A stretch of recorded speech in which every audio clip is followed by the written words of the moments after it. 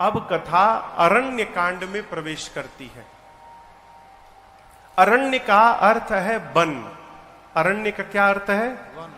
One में राम जी ने कौन कौन सी लीलाएं की, उस कथा को गोस्वामी जी ने अरण्य कांड में लिखा। भरत जी के जाने के बाद चित्रकूट में एक अद्भुत घटना घटी। राम जी अपने हाथों से पुष्प उतारे, लक्ष्मण जी कहीं गए थे, भगवान पुष्प उतारे और मन में भाव आया कि क्यों ना आज जानकी का श्रृंगार किया जाए। तो राम जी अपने हाथ से ही फूलों का आभूषण बनाने लगे। बाल के लिए गजरा बनाया, गले के लिए हार बनाई, कान के लिए कर्णफूल बनाया, हाथ के लिए कंगन बाजूबंद बनाया, कमर के लिए करधनी बनाई, पांव के लिए पायल बनाया। किनका बनाया? फूलों का। अब बनाकर सीतहि पहिराए प्रभु सादर। आदर पूर्वक प्रभु ने अपने हाथों से मैया का श्रृंगार किया। भगवान ने मां का श्रृंगार किया। देवता ऊपर से देखने आए। देवताओं के राजा इंद्र का बेटा था, नाम था जयंत, वो भी खड़ा था। जयंत ने देखा, मन में सोचा ये भगवान नहीं है। क्यों? भगवान कहीं पत्नी को सजाते हैं, भगवान कहीं पत्नी का श्रृंगार करेंगे, ये भगवान नहीं है। कौन बैठा है? मैं पता लगाऊंगा कौन बहरूपिया है, इनके भुजाओं के बल का पता लगाऊंगा। कैसे लगाऊंगा? कौआ बन के चला आया। कौआ बन के जयंत आया। किसके सामने आया? सीता जी और राम जी के सामने। सीता जी स्वयं माया है, राम जी माया के पति हैं। सीता जी और राम जी दोनों के आगे किसी की माया चलने वाली नहीं है। जयंत माया का रूप बनाकर आया, कौआ बन के। राम जी सीता जी को देख रहे हैं, सीता जी जयंत को देख रही हैं। मां ने सोचा ये तो इंद्र का बेटवा है, हो ये तो इंद्र का बेटा है जयंत, कौआ बन के क्यों घूम रहा है? मां पहचान गई। मां सोच ही रही थी कि कौआ बनकर क्यों आया, तब तक मूर्ख आया और सीता चरण चोच हति भागा। मूर्ख आया और मेरी मां के पांव में चोंच से मार दिया। यहां दर्शन करिए, सीता मैया ने राम जी को नहीं बताया। क्यों? मां जानती हैं यदि प्रभु को बता दूंगी तो प्रभु इसका प्राण ले लेंगे। मां ने क्षमा कर दिया, परंतु चोट से रक्त की धारा निकली। चला रुधिर रघुनायक जाना। भगवान जान गए। कुशा की चटाई पर बैठे थे भगवान। आप में से चित्रकूट कौन कौन गया है? आप लोग गए हैं, अब भी गए। चित्रकूट में स्फटिक शिला है, जो गए होंगे वो दर्शन किए होंगे। उसी स्फटिक शिला पर कुशा की चटाई बिछा के राम जी बैठे थे। सरकार जयंत मार के चला गया। राम जी समझ गए कि ये जयंत मेरा बल देखने आया है। जिस कुशा की चटाई पर बैठे थे राम जी, उसमें से 2 कुशा निकाले बाहर। कुशा जानते हैं आप? कुशा आप लोग कुशा जानते हैं?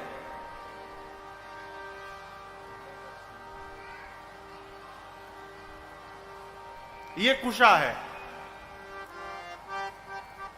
इसकी पवित्री है। ये पूजा करते समय इसको धारण करना पड़ता है। लेकिन यदि हाथ में सोने की अंगूठी है तो आवश्यकता इसकी नहीं है। ये कुशा है, एक पतला घास जैसा होता है, लेकिन इसका अगला भाग बहुत नुकीला होता है। भगवान 2 कुशा निकाले।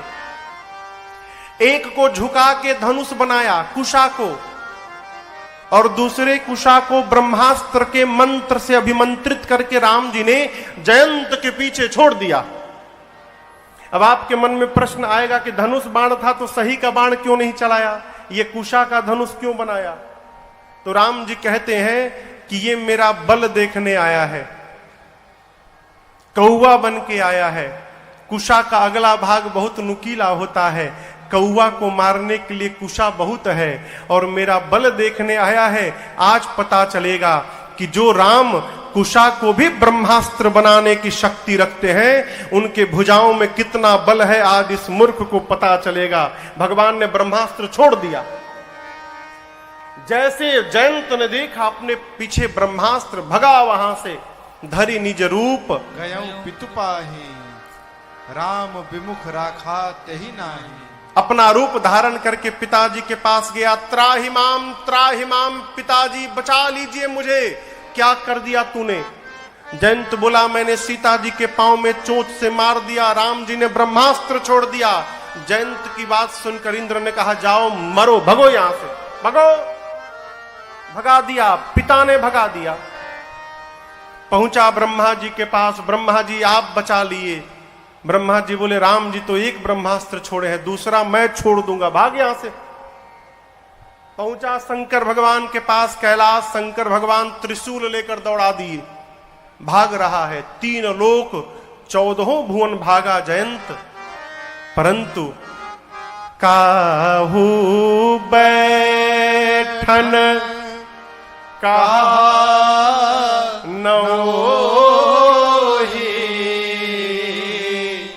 राखी को सकई, राम कर द्रोही।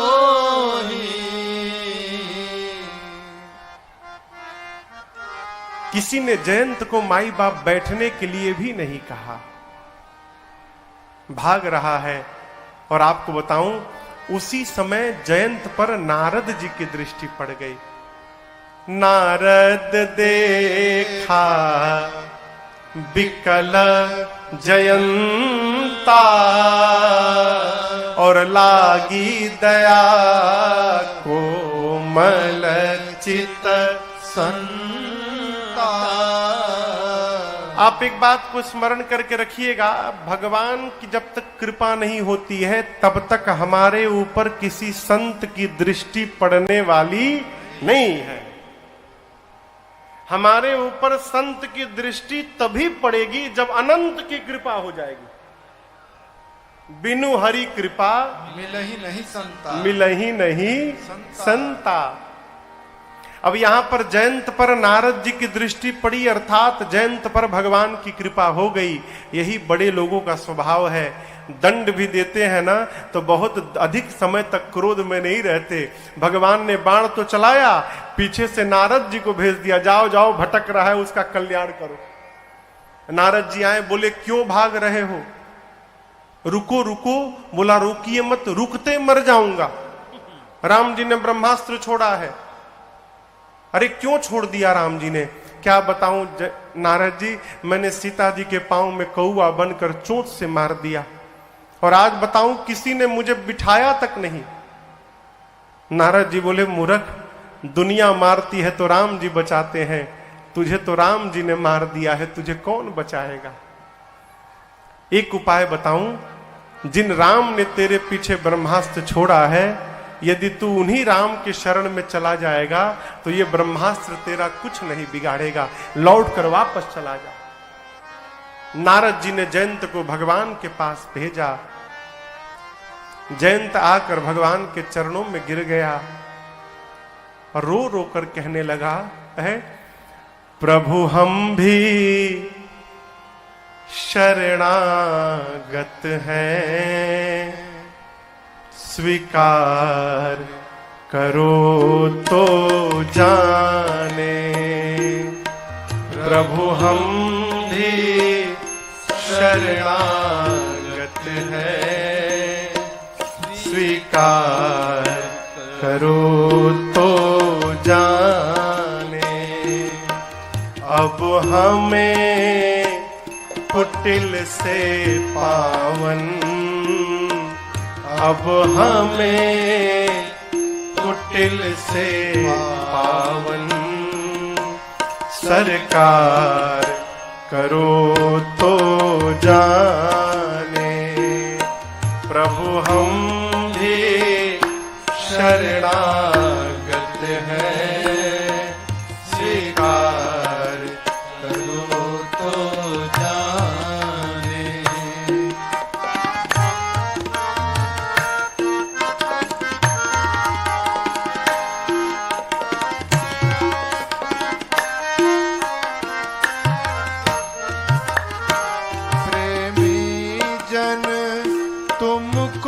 पाते।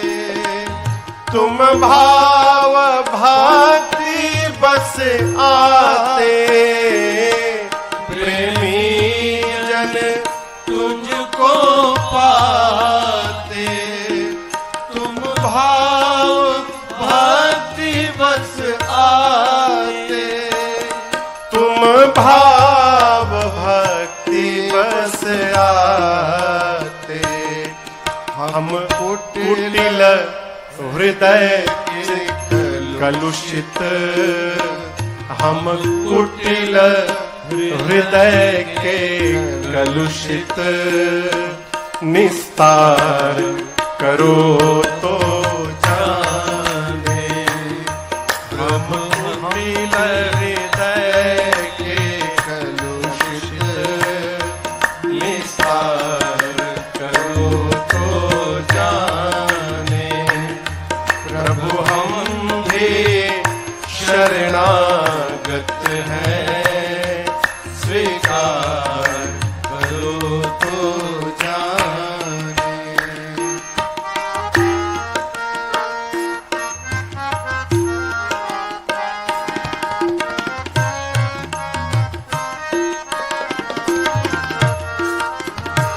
ज्ञानी तुम में तन्मय है, ध्यानी भी तुम में लय है।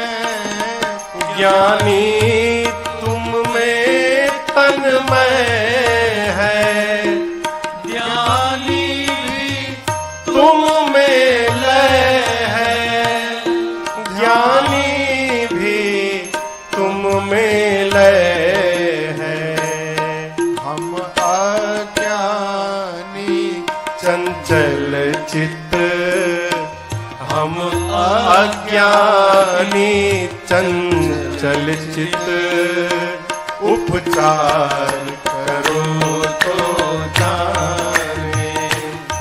हम अज्ञानी चंचल चित्त, उपचार करो तो जाने। प्रभु हम भी शरणागत हैं, स्वीकार करो तो जाने।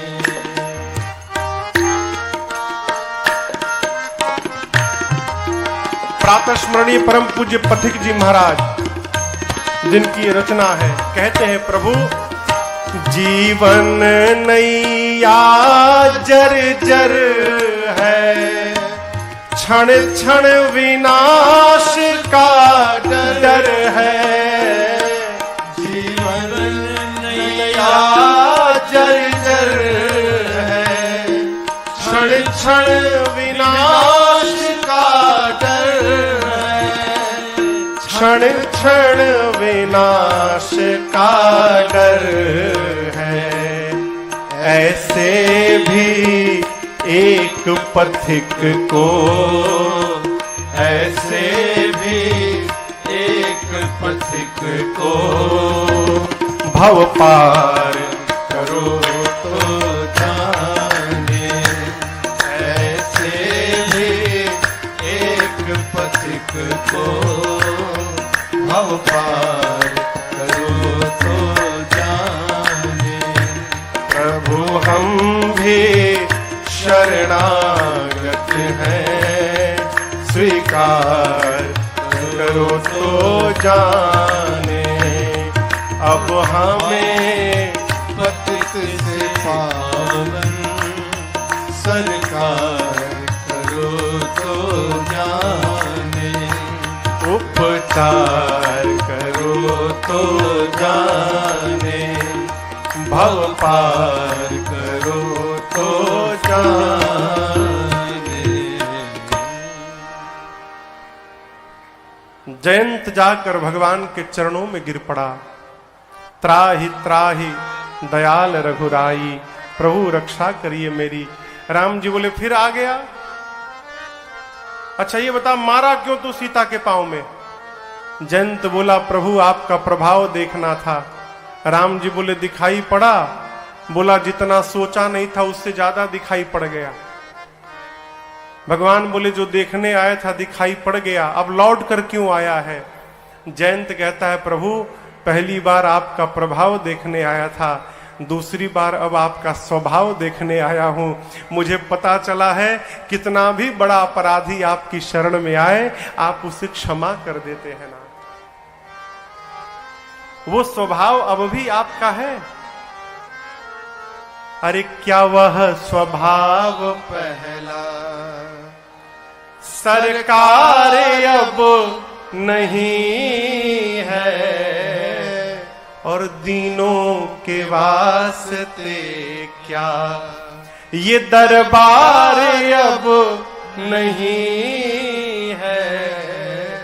क्या वह स्वभाव पहला। हमारे महाराज जी कहा करते हैं बेटा जीवन में इस बात का सदैव ध्यान रखना कि तुमसे जो लोग जुड़े ना वो तुम्हारे प्रभाव को देखकर तुमसे न जुड़े, वो तुम्हारे स्वभाव को देखकर तुमसे जुड़े। क्यों? आप जिंद के डीएम बन जाइए, लोग कहां कहां से आके आपसे रिश्ता निकालने लगेंगे आप सोच भी नहीं सकते। आप हमको नहीं पहचाने, आपके पिताजी के, ससुर जी के, नाना के, काका के हम लड़के के पोते हैं। अब रिश्ता निकालिए आप। क्यों? याद कैसे आ गई भाई मेरी? आप डीएम बन गए ना। लोग कहां कहां से आएंगे आपसे रिश्ता निकालने के लिए, और जिस दिन आप डीएम की कुर्सी से नीचे उतरेंगे माई बाप, टॉर्च लेकर ढूंढने से आपको कोई दिखाई देने वाला नहीं है। क्यों? ये जितने लोग आपसे जुड़े हैं आपके प्रभाव के कारण जुड़े हैं। और याद रखिएगा प्रभाव जीवन भर नहीं बना रहता है, इसलिए प्रयास करिए हमसे जो जुड़े वो हमारे प्रभाव से न जुड़े, हमसे जो जुड़े हो हमारे स्वभाव से जुड़े। स्वभाव जीवन भर बना रहता है, ये मेरे भगवान का स्वभाव है। हमारे पूज्यपाद गुरुदेव भगवान एक गीत गाते हैं, गुरु जी हमारे चित्रकूट, उनकी खुद की रचना है। कहते हैं ऐसा सुंदर स्वभाव कहां पाया राघव जी तुम्हें, ऐसा किसने बनाया राघव जी तुम्हें, ऐसा किसने बनाया। अपराध तो बहुत बड़ा किया था जयंतवान ने, बहुत बड़ा अपराध। मूर्ख ने मां को ही मार दिया है, परंतु भगवान शंकर कहते पार्वती देखो की मोह बस द्रो यद्यपि ते ही कर बध उचित, परंतु प्रभु छाड़ो करी छो को कृपालु रघुबीर सम। अपराध इतना बड़ा था कि उसका प्राण ले लिया जाए, परंतु राम जी ने एक आंख निकाल के जयंत को छोड़ दी। केवल एक आंख निकाली उसकी। आंख क्यों निकाल ली? ब्रह्मास्त्र की महिमा तो बचानी है ना। ऐसे ही छोड़ देते तो लोग कहते कि राम जी का ब्रह्मास्त्र विफल हो गया। तो उसकी महिमा बचाने के लिए भगवान ने केवल एक आंख निकाली जयंत की और उसको क्षमा कर दिया। इस घटना के बाद राम जी सोचे अब चित्रकूट में रहना उचित नहीं है, छोड़ के चले। अत्रि जी मिले, शरभंग जी मिले, सुतीक्षण जी मिले। सुतीक्षण जी के साथ गए, अगस्त ऋषि से मिले और अगस्त जी के कहने पर भगवान पंचवटी में आकर नासिक के पास रहने लगे। शरभंग जी से आगे बढ़ते समय मार्ग में एक स्थान पर अस्थियों का समूह दिखाई पड़ा था। राम जी ने पूछा ये अस्थियां कैसी हैं? मुनियों ने कहा प्रभु आपके सारे भक्तों की अस्थियां हैं। दक्षिण दिशा से निशाचर आए, खाकर इनको चले गए। उसी समय भगवान ने प्रण कर लिया कि मैं धरती से निशाचरों को समाप्त करके रखूंगा। निशिचरहीन मही करऊं मही, भुज उठाई प्रण की, सकल मुनिन के आश्रमनि, जाय सुख दी। भगवान ने प्रतिज्ञा कर ली कि मैं धरती से निशाचरों को समाप्त कर दूंगा। पंचवटी में गए, लक्ष्मण जी के 5 प्रश्न पूछे लक्ष्मण जी ने, प्रभु ज्ञान क्या है, भक्ति क्या है, माया क्या है, ईश्वर जीव में भेद क्या है, प्रभु वैराग्य क्या है। राम जी भी उत्तर दिए ही थे, तब तक शूर्पणखा चली आई। शूर्पणखा को जानते हैं ना, रावण की बहन है। राम जी को देखी, सुंदर रूप बनाकर आई, बोली 3 लोक 14 भुवन घूम घूम कर आई हूं, न तुम्हारे इतना सुंदर कोई पुरुष मिला, न मेरी इतनी सुंदर स्त्री मिली। हम तुम मिले हैं, यूं ही नहीं मिले हैं, ऊपर वाले की रचना है। क्या शादी कर ले? राम जी बोले, जो लड़की घूम घूम के अपने लिए दूल्हा ढूंढ रही है, वो कितने संस्कारित घर से आई है, ये तो अपना परिचय अपने मुख से दे रही है। और बोलती क्या है राम जी को देख करके, देखो मेरे लायक कोई नहीं मिला, हाँ तुमको देखकर मेरा मन थोड़ा सा मान गया है। राम जी बोले, हमको देखकर थोड़ा सा माना है, अर्थात हमसे सुंदर मिलेगा छोड़ के भाग जाएगी। भगवान बोले, अभी प्रैक्टिकल करो। तो राम जी बोले, हमको क्या देखी हो? वहां बगल में मेरा छोटा भाई बैठा है, अहै कुंवार मोर लघु भ्राता, मोर लघु भ्राता। राम जी कहते मेरा छोटा भाई कुंवारा है, उसी के पास जाओ। अब आप कहोगे कि राम जी झूठ क्यों बोले, लक्ष्मण जी कुंवारे हैं क्या? तो राम जी झूठ क्यों बोले? भगवान विनोद कर रहे हैं। शूर्पणखा आके बोली, तुम जैसा कोई पुरुष नहीं मिला, ताते अब लगी रही कुंवारी, इसलिए अब तक मैं कुंवारी हूं। झूठ बोल रही है। शूर्पणखा के पति का नाम था विद्युत जिह्वा, और रावण अपने बहनोई को ही मार चुका था। शूर्पणखा के पति को रावण ही मार दिया था। शादीशुदा स्वयं थी, पति मर चुका है, और आके राम जी से कह रही है कि मैं कुंवारी हूं। भगवान विनोद किए, जैसे तुम कुंवारी हो उसी तरह मेरा भाई भी कुंवारा है, उसी के पास जाओ। गई लक्ष्मण जी के पास, जाकर पूरी बात बताई। लक्ष्मण जी बोले, इधर सुनो, हमको जानती हो? बोली कि वो कह रहे थे कि आप कुमार हैं। लक्ष्मण जी बोले, आप ध्यान से नहीं सुनी हो, बोले होंगे कि हम खाली मारत हैं, कुमार नहीं, हम बस मारत हैं। अच्छा ये बताओ क्या करोगी? बोली शादी करूंगी। क्यों करोगी? रानी बनूंगी। लक्ष्मण जी बोले, हमको जानती हो, मैं उनका दास हूं, वो जो तुमको भेजे हैं मैं उनका दास हूं। पूछी वो कौन है? लक्ष्मण जी बोले, प्रभु समर्थ कौशलपुर राजा। प्रभु हैं, समर्थवान है, कौशलपुर के राजा हैं। उधर करोगी तो रानी बनोगी, मेरे साथ करोगी शादी तो दासी बनोगी। अब बोलो क्या बनना है? बोली रानी। बोले खड़ी क्यों हो जाओ। फिर पहुंची राम जी के पास, जाके बोली, अरे वो तो आपका दास है। राम जी बोले, पढ़ाया और तुम पढ़ ली? मेरा छोटा भाई है, जाओ जाओ उसी के पास जाओ। दोबारा भेजे। अब लक्ष्मण भैया दोबारा कहां बर्दाश्त करने वाले हैं। जैसे गई शादी का भाव लेकर, लक्ष्मण जी बोले, सुन इधर आ, शादी करेगी? अपना चेहरा देखी है? तेरा वर्ण वही करेगा जो लज्जे को तिनका के समान त्याग करके बैठा है। अरे इतना अपमान, विकराल रूप धारण कर ली शूर्पणखा। रूप धारण करके दौड़ी सीता मैया की ओर। राम जी ने शूर्पणखा को आते देखा, लक्ष्मण भैया को इशारा किया, भाई काटो। क्या काटो? राम जी बताएं, लक्ष्मण जी समझ गए। लक्ष्मण अति लाघव सो, नाक कान बिनुखी, ताके कर रावण कहा, मनो चुनौती। लक्ष्मण जी एक ही बार में शूर्पणखा के दोनों कान और नाक काट के उसके हाथ में रख दिए।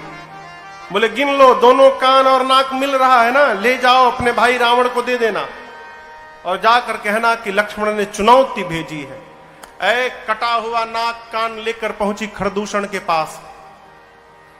खरदूषण विशाल आसुरी सेना लेकर आए राम जी के पास।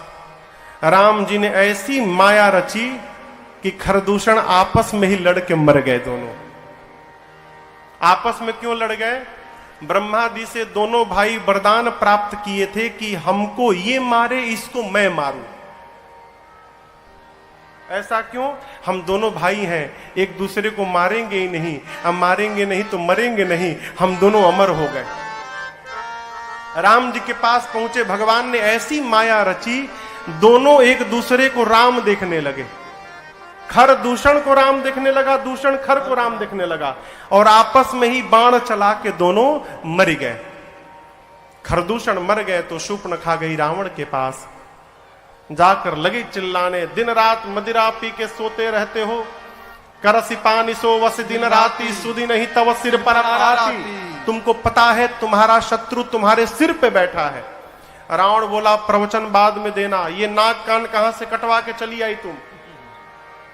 बोली, 2 राजकुमार आए हैं, राम लक्ष्मण। राम के कहने पर लक्ष्मण ने काटा, उनके साथ बहुत सुंदर स्त्री है। रावण ने कहा, मेरे पास क्यों आई हो, खरदूषण के पास क्यों नहीं गई? बोली, गई थी। फिर क्या हुआ? वो भी गए थे। फिर क्या हुआ?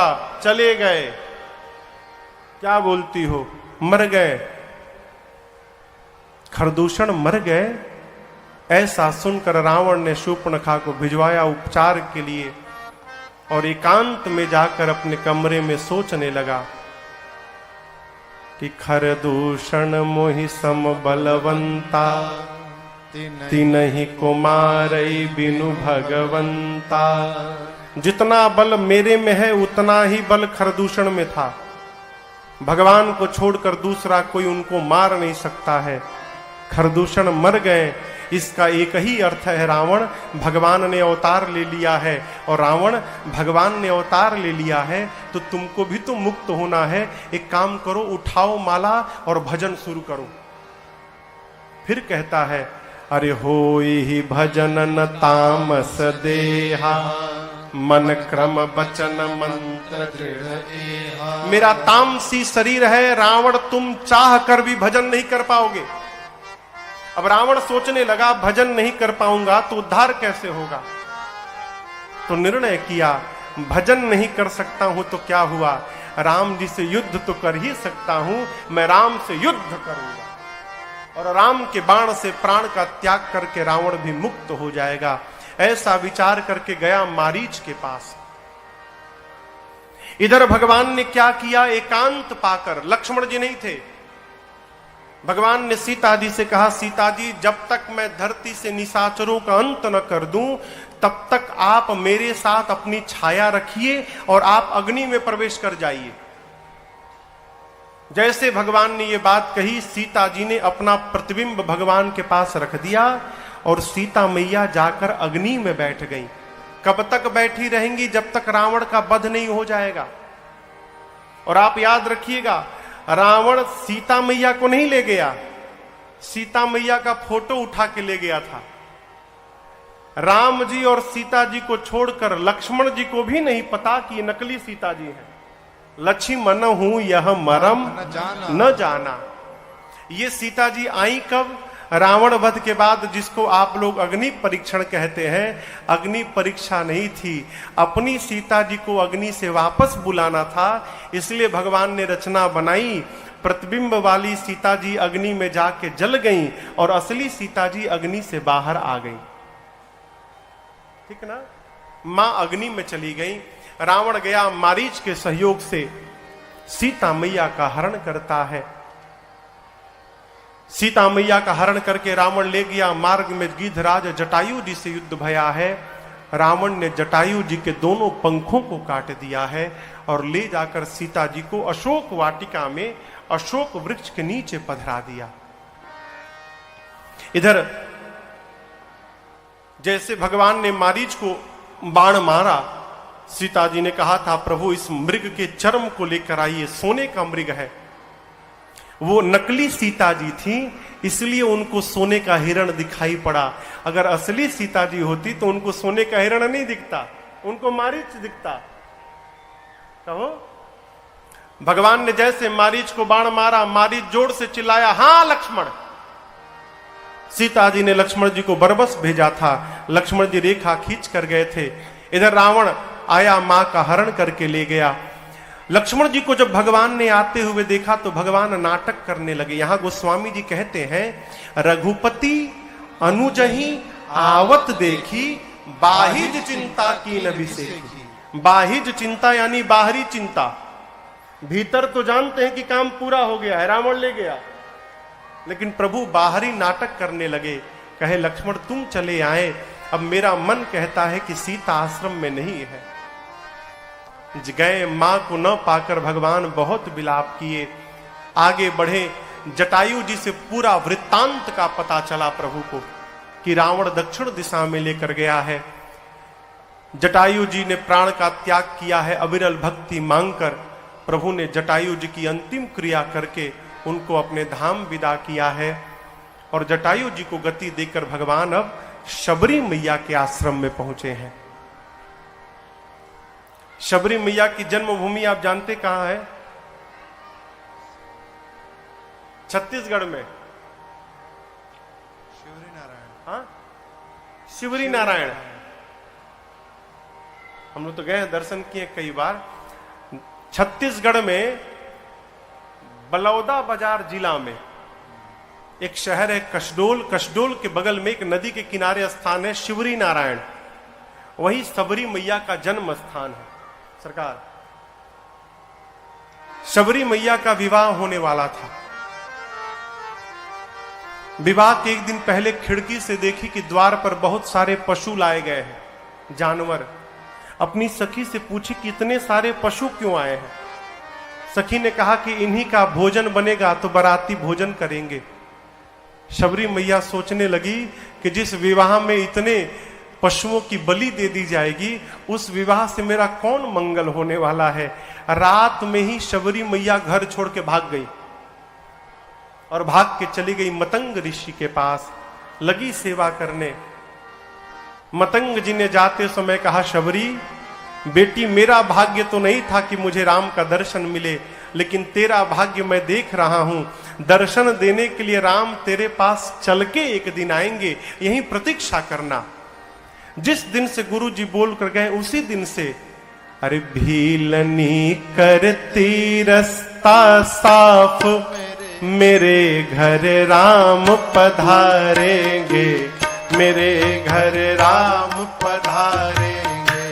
भीलनी करती रास्ता साफ, मेरे घर राम पधारेंगे, मेरे घर राम पधारेंगे।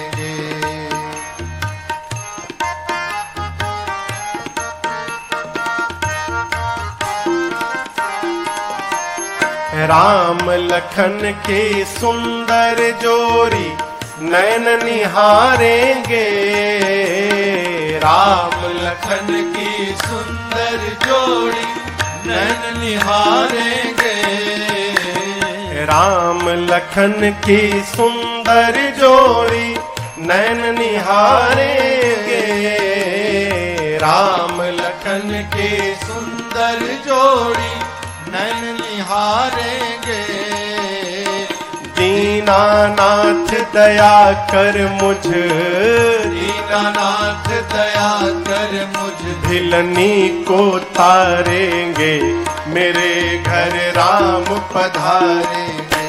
भीलनी करती रास्ता साफ, मेरे घर राम पधारेंगे, मेरे घर राम पधारेंगे।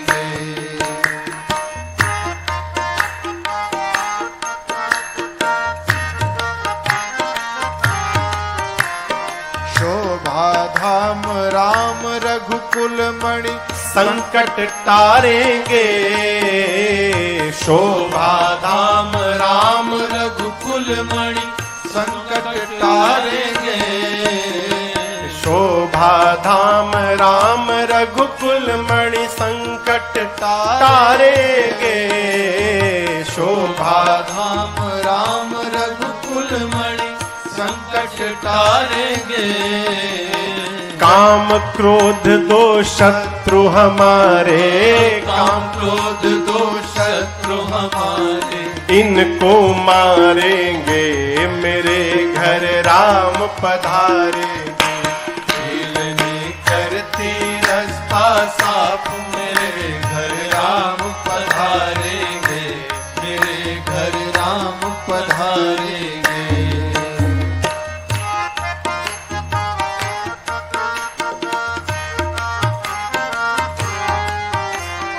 विषय भोग की आशा तृष्णा हम तज डारेंगे, विषय भोग की आशा तृष्णा हम तज डारेंगे, विषय भोग की आशा तृष्णा हम तज डारेंगे, विषय भोग की आशा तृष्णा हम तज डारेंगे।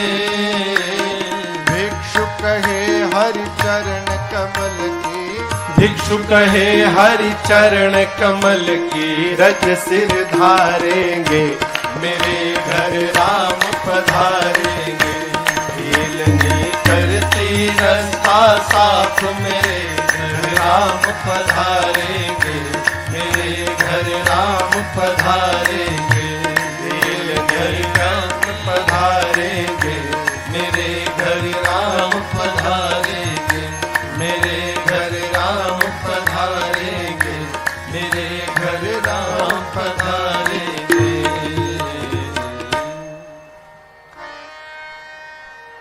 शबरी देखी राम गृह आए, मुनि के बचन समुझी जिय भाई। प्रतीक्षा करते करते वर्षों बीत गए, लेकिन आज एक दिन भी शबरी के मन में ये बात नहीं आई कि लगता है गुरु जी ने झूठ कह दिया, राम जी तो नहीं आए। वर्षों बीतने के बाद एक दिन शबरी ने देखा कि उसके द्वार पर दो पुरुष आ रहे हैं। गुरु जी की बात सोचने लगी। शबरी ने पूछा था, गुरु जी राम जी आएंगे तो कैसे पहचानूंगी? राम जी ने 5 पहचान बताया था। राम जी लक्ष्मण जी आ रहे हैं, शबरी लगी मिलाने। पहला पहचान गुरु जी बताए थे, सरसिज लोचन। शबरी कमल के पंखुड़ियों के समान राम जी के आंख होंगे। शबरी देखी बिल्कुल वैसा ही लग रहा है, एक मिल गया। दूसरा गुरु जी बताए थे, बाहु विशाला। राम जी की भुजाएं विशाल होंगी, राम जी अजान बाहु होंगे।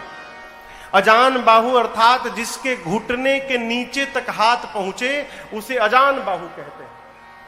शबरी ने राम जी की भुजाओं को देखा, लंबे लंबे हाथ हैं, समझ गई अरे तो 2 मिल गए। तीसरा गुरु जी ने कहा था, जटा मुकुट सिर। सिर पे जटाओं का मुकुट होगा। बोली हाँ, जटाओं का मुकुट भी दिख रहा है। 3 मिल गया। चौथा गुरु जी कहे थे, उर बनमाला। गले में राम जी बनमाल पहने होंगे। इतना अभी देखी तब तक राम जी चले आए। वनमाल कहते हैं वन के 5 प्रकार के फूलों से मिलकर बनी हुई वो माला जिसकी लंबाई गले से लेकर नीचे पांव तक हो, लंबी, उसका नाम है बनमाल। राम जी धारण किए थे। जैसे राम जी आए तो शबरी पूछी, भाई साहब आप जो माला पहने हैं इस माला का क्या नाम है? राम जी बोले, माई इसका नाम है बनमाल। बोले अरे वाह, 4 मिल गए। अब एक बचा है, वो मिल जाए ना तो पक्का हो जाएगा। राम जी बोले, क्या मिला रही हो? शबरी बोली, अभी चुप रहिए, बोलिए मत।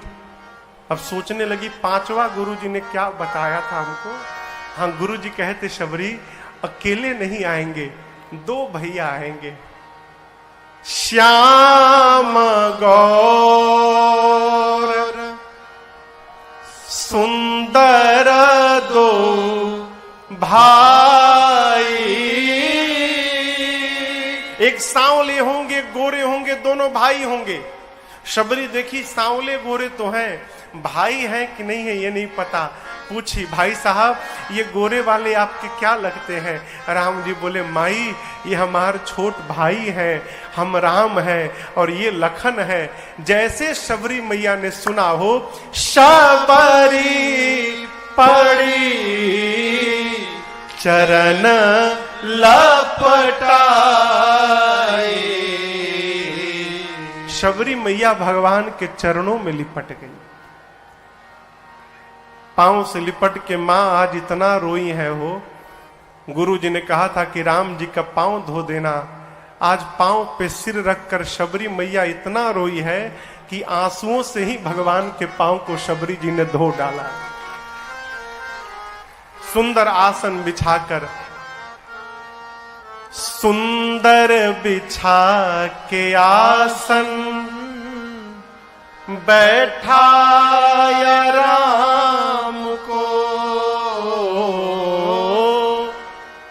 सुंदर बिछा के आसन बैठाया राम को। डलिया में फल लाई, बोली प्रभु मीठे हैं ना है खट्टे, ये मीठे हैं ना है खट्टे, क्या खाएंगे राम जी शबरी संवारे रास्ता, क्यों आए हैं राम जी। देखिए एक बात मैं आपसे कहूं, लोग कहते हैं कि शबरी ने भगवान को जूठा फल खिलाया, इसका कोई प्रमाण नहीं है। मानस में तो लिखा ही नहीं कि बेर खिलाया। मानस में लिखा है कंद मूल फल सुरस अति दिए राम कहुआन। शबरी ने मीठे मीठे फल लाकर दिए भगवान को, जूठा बेर कैसे खिला देगी? लोग कहते चक चक के लाई थी। हां चक के लाई थी, लेकिन जूठा करके नहीं लाई थी। जैसे मान लीजिए बेर के कई पेड़ लगे हैं, कई पेड़ लगे हैं सरकार, तो एक पेड़ के पास जाती थी, उस पेड़ के 5 फलों को चखती थी, देखती थी कि इसके 5 फल मीठे हैं, उस पेड़ से बेर उतार उतार के लाती थी। हर फल को चख के नहीं लाई। बिना मतलब में शबरी मैया पर दोष न दिया जाए कि उसने भगवान को जूठा फल खिला दिया हो। वो फलों को चख लेती थी, इस पेड़ के फल मीठे हैं कि नहीं। मीठा निकलता था तो उस वृक्ष से तोड़ तोड़ के फल लाती थी, ला के भगवान के सामने रखा। और मेरे राम जी प्रेम सहित प्रभु खाए,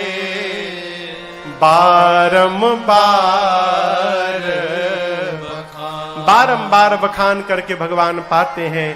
अब भोजन कराने के बाद शबरी बोली, प्रभु गुरु जी ने कहा था राम जी आएंगे, भोजन कराकर स्तुति करना। मैं तो पढ़ी लिखी नहीं हूं राम जी, मुझे कुछ आता भी नहीं है, मैं आपकी स्तुति कैसे करूंगी नाथ? हे पाप शत्रु, मैं अधम हूं, अधम में भी अधम हूं, मुझे कुछ मालूम नहीं प्रभु, आपकी स्तुति मैं कैसे करूंगी आज? राम जी बोले, तुम नहीं पढ़ी हो, राम तो पढ़ा है ना। आज शबरी राम की स्तुति नहीं करेगी, आज राम अपनी शबरी मैया की स्तुति करेगा। आप मेरे सामने बैठी रहो बस। और भगवान कहते हैं, शबरी जी मैं आपको 9 प्रकार की भक्ति बताता हूं, ध्यान से सुनिए।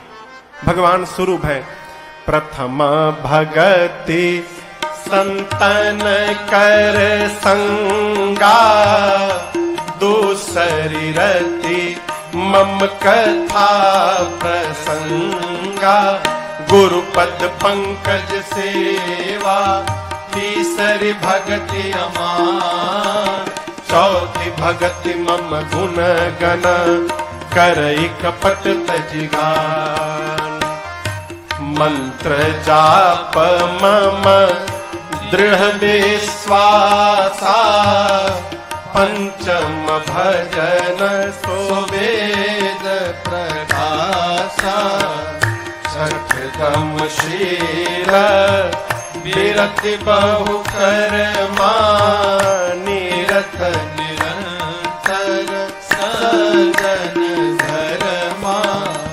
सातव सम मोहि मय जग देखा मोते संत अधिक करि लेखा आठव जथा लाभ संतोषा सपने नहीं देखहि पर दोषा नवम सरल सब सन छलहीना मम भरोस हर सन दीना नवम सरल सब सन छलहीना मम भरोस हर सन दीना।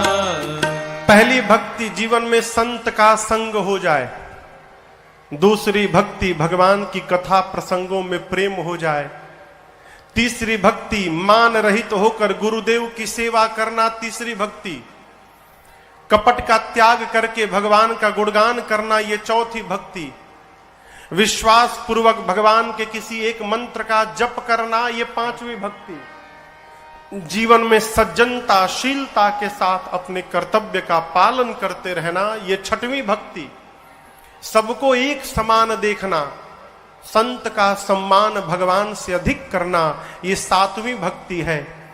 धर्म पूर्वक जीवन में जितना लाभ हो रहा है उसी में संतुष्ट रहना और सपने में भी किसी की बुराई न करना, ये आठवीं भक्ति है। जीवन में सहज हो जाना, सरल हो जाना, भगवान के भरोसे हो जाना, ये नवीं भक्ति है। यही 9 प्रकार की भक्ति राम जी ने शबरी मैया को बताया। राम जी बोले, शबरी 9 में से एक भी जिसके पास है मुझे बहुत प्रिय है। आप में तो 9 की 9 भक्ति है। जो गति मुनियों को दुर्लभ है आज आपको सुलभ हो गई। सीता जी के बारे में जानती हो? शबरी मैया बोले, प्रभु आप जान के भी पूछ रहे हैं? जटायु जी ने पीछे बताया है ना, मेरे गुरु जी ने केवल इतना कहा है, राम जी पूछे तो शबरी बताना कि राम जी आप पंपा सरोवर जाइए, वहां सुग्रीव जी से मित्रता होगी और आगे का सब काम सुग्रीव जी पूरा करेंगे। आप पंपा सरोवर जाइए, सुग्रीव जी से मित्रता होगी, हे रघुनाथ जी वो सब काम करेंगे। आप जान के भी मेरे से पूछ रहे हैं कि क्या करना है? इतना कह के शबरी मैया ने अपने भगवान के स्वरूप को हृदय में पधराया, दाहिने पांव के अंगुष्ठ से अपनी कथा सुनाकर योग अग्नि को प्रज्वलित कराया और अपने आप को शबरी मैया ने जलाकर वहीं पर भस्म कर दिया। शबरी मैया का आवेश भगवान के पांव में प्रवेश कर गया है। शबरी मैया को गति देकर भगवान पंपा सरोवर पहुंचे।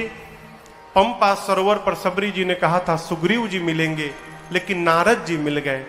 नारद जी ने भगवान से वरदान लिया, प्रभु आपका राम नाम सभी नामों में श्रेष्ठ हो जाए, ऐसा वरदान दीजिए। और संतों के लक्षण पूछकर नारद जी गए हैं। भगवान लक्ष्मण जी के साथ सुग्रीव जी की प्रतीक्षा में यहाँ पर थोड़ी देर विश्राम करते हैं। भगवान पंपा सरोवर में विश्राम करते हैं और आज की कथा को अब हम और आप यहाँ विश्राम करते हैं। एक आरती राम की हरति सब आरती, आरती राम की दहन दुख दोष, निर्मूलनी काम की दहन दुख दोष, निर्मूलनी काम की सुरभ सौरभ दीप बरमालिका उड़त अघ विहंग सुनी, ताल कर तालिका हरति सब आरती, आरती राम की। भक्त हृदय भवना अज्ञान तमहारिणी विमल विज्ञानमय तेज विस्तारिणी हरति सब आरती आरती राम की। मोहम्मद को कली कंजहीन जानी मुक्ति की दूतिका देह जुतिदामिनी हरति सब आरती आरती राम की। प्रणत जन कुमुद बना हिंदू कर जालिका तुलसी अभिमान मही से हाँ बहुकालिका आरती सब आरती आरती राम की आरती राम की आरती राम की।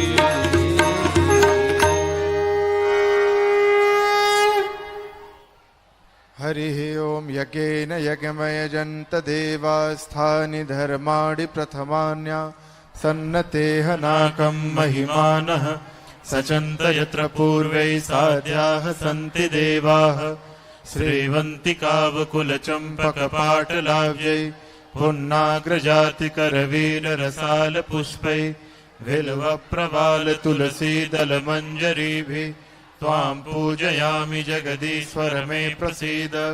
नानासुगन्धिपुष्पाणि यथा कालोद्भवानि च पुष्पाञ्जलिर्मया दत्त गृहाण परमेश्वर। मन्त्रपुष्पाञ्जलिं समर्पयामि नमस्करोमि।